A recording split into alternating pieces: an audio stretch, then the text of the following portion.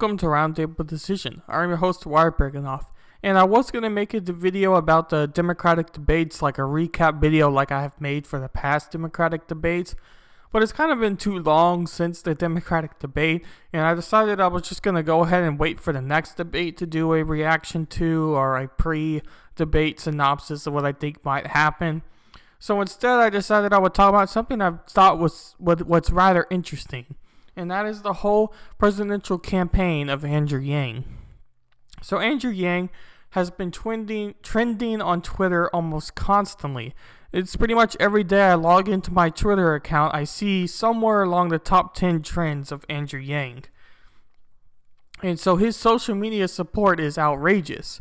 And Newsweek articles, along with many other companies, have released articles talking about just how big his social media reach has been. And one of the Newsweek's articles is titled #Yang Yang Will Win. Trends as Andrew Yang supporters share why the presidential candidate could win in 2020. And so this talked about a few of Andrew Yang's supporters and some tweets they had. So I thought I would kind of just talk about his mass amount of social media influence and a little bit about what he stands for, because a lot of people like him as a man, like that he's a businessman, kind of like how Trump was a businessman and not a dirty politician or a politician in general. And that is kind of where the interest comes from Andrew Yang.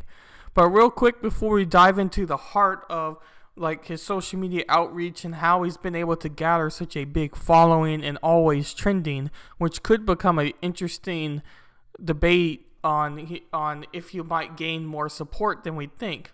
Because at the very least, he could affect who actually becomes the Democratic candidate if he stays in the long form. We're going back a little bit more on topic. As you might know, Andrew Yang has only been able to win in a very few amount of polls. The most recent poll on January 26th of this month, of 2020, which still sounds weird to say, but anyway, back on topic. He has won 7% out of course, 100% from the Washington Post and ABC News poll, 5% from a Fox News poll, and 3% from a university poll. And the biggest person of polling average would be Biden with 26, 26, and 32, but Sanders has had 23, 23, and 21, going from the most recent to the least recent poll, even though they were all done on the 26th, 26th, and 28th of this month.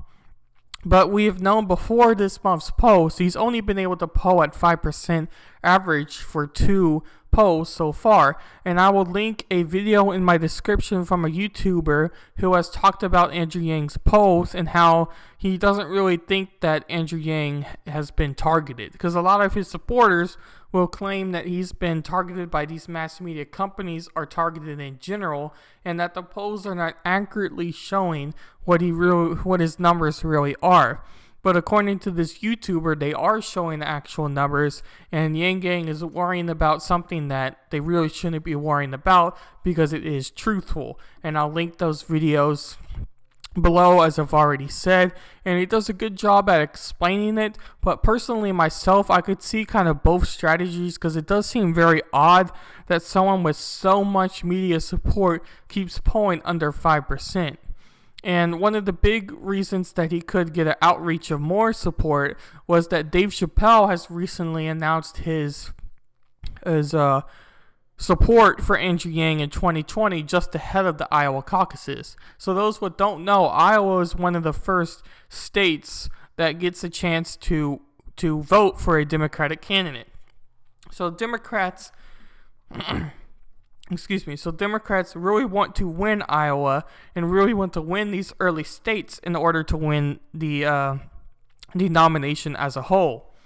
So because of his support of Dave Chappelle and to potentially win Iowa, Andrew Yang could see increasingly large numbers.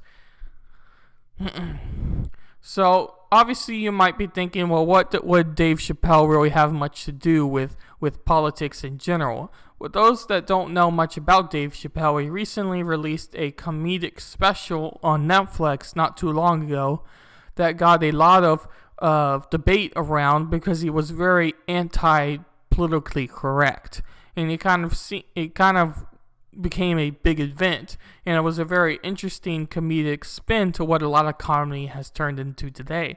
So he's very much against the establishment and against Washington politicians. And Andrew Yang isn't one of those people. He's a businessman. So his support from a black comedian could win some Democratic votes that believe in Dave Chappelle or believe in the type of message he shares with Andrew Yang as a whole.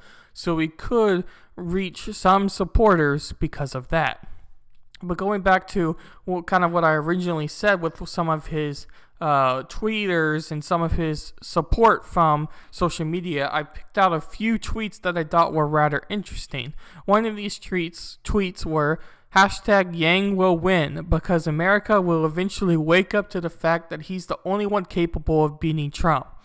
And in this diagram, you see who can make voters swing in 2020. So that was the topic of this poll. And Andrew Yang was at the top with 30.4, followed by Sanders with 22.5, and Biden at 15.7. So the fact that Andrew Yang might be able to win people over compared to these other candidates is kind of likely to be one of his strongest strong suits. In other words, he is very much against the politician culture as a whole.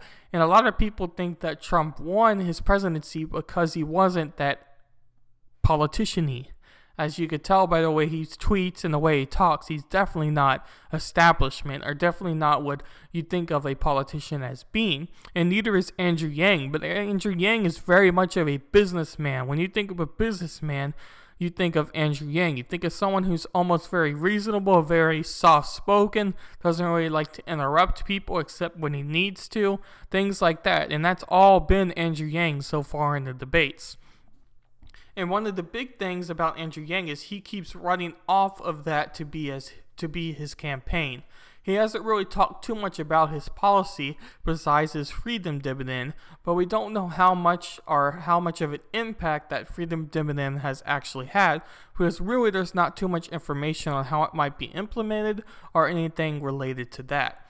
But another poll what I thought was interesting was the Iowa Youth poll voted for Obama in 2012. The same poll votes for Andrew Yang in 2020 by 2%. And this was from a user.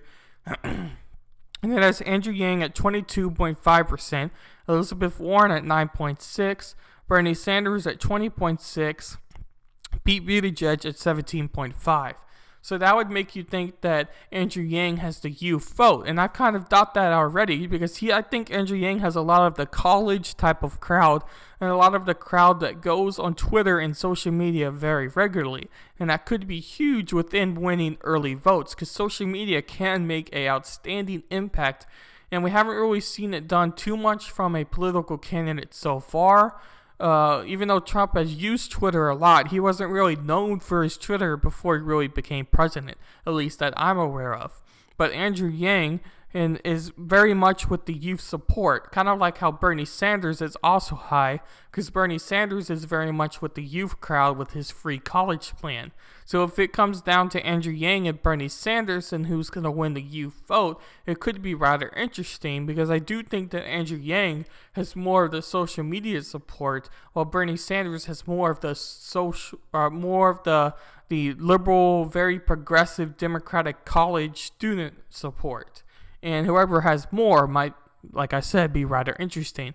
Another Twitter person said, Twitter isn't real.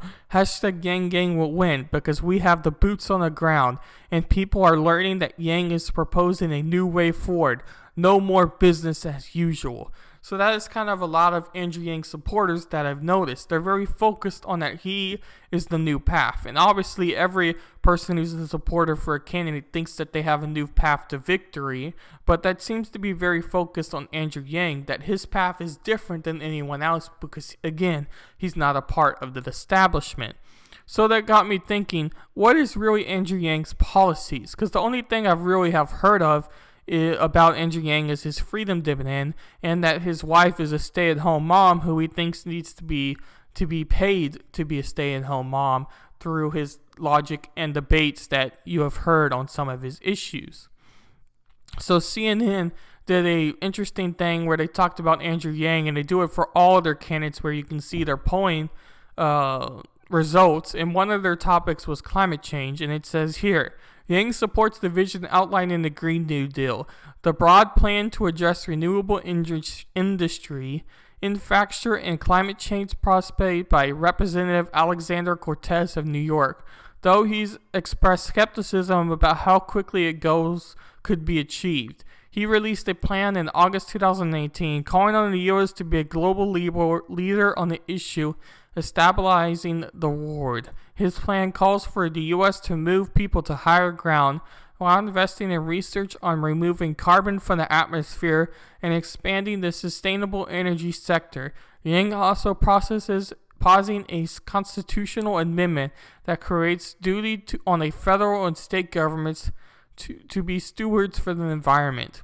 He has said he will ensure that the U.S. participates in the Paris Climate Agreement, a landmark 2015 deal on global warming targets, and Trump has pledged to abandon, but argues that the agreement should do more to curb climate change.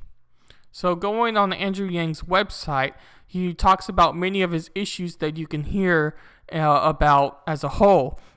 And I'm going to make a video on going deep into Andrew Yang's policies, because I don't really see a lot of that on reading articles or on any YouTubers that I listen to that talk about strictly what are Andrew Yang's beliefs and their thoughts behind Andrew Yang's beliefs.